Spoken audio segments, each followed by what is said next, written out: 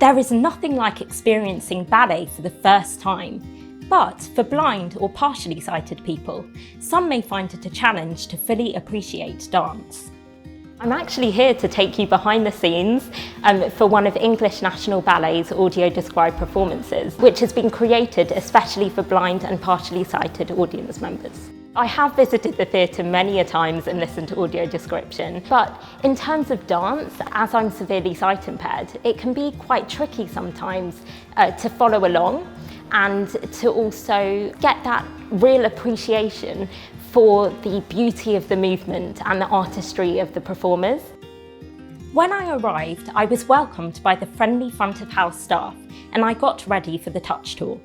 Attending a touch tour is like stepping inside the ballet before it begins, feeling the fabric of the tutu, hearing the sweep of the dancers, and knowing what's happening before the curtain even rises.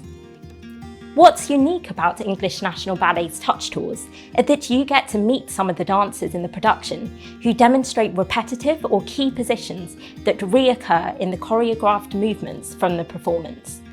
This helps to connect physical gestures with what you'll later hear through the audio description. I've just experienced the touch tour and now I'm going to get ready for the show. When you arrive for an audio described performance, you'll receive a headset from the box office. This is your gateway to live audio description. 10 minutes before the curtain rises, you take your seat and listen to the audio describers set the scene for a pre-show introduction. They take you through the characters, costumes, narrative, and which dancers are performing on that day. We will first be in a clearing by the side of an enchanted lake, where a hazy wash of nighttime blue casts dappled shadows across the ground. We are there to make sure that our patrons have the best experience that they can. We are there to serve the piece, we're there to give our audiences an equivalent experience. You've got the music there that is really underpinning all that you're doing. Rothbar sweeps Odette up, her back arched over his raised hands. She flops back across his shoulder. He sets her down onto her tiptoes. She curves a high leg round his back. He lifts her against his body. She spins away from him on the tips of her toes, into the shadows on the left. Rothbar reaches after her. Webs of lightning flash around him. He sweeps a high, commanding hand.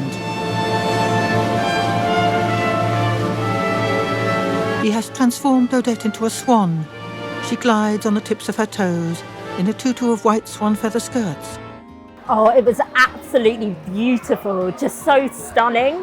So in terms of my sight and how it fits with the audio description, so the audio description really helped guide me in terms of where to look. Things such as the little details that I would have definitely missed otherwise. I really would recommend audio description to anyone really, not just the VI community. For an art form like dance, which is solely movement-based, it can be hard sometimes as a severely sight-impaired person to follow what is happening and to fully appreciate the beauty of the movements and the artistry of the performers, and also to experience those pin-drop wow moments that other audience members can see, where all I can actually see is a very blurred and tiny portion. So audio description really fills that gap for me and allows me to visualise what I otherwise would have missed. When you meet people who say, I haven't been to the theatre, I haven't been to ballet since I lost my sight and I've loved it and I'm coming back, this is enormous gratification. Audio described performances and touch tours are one of the many ways that English National Ballet is opening up the world of dance. Find out more on their website.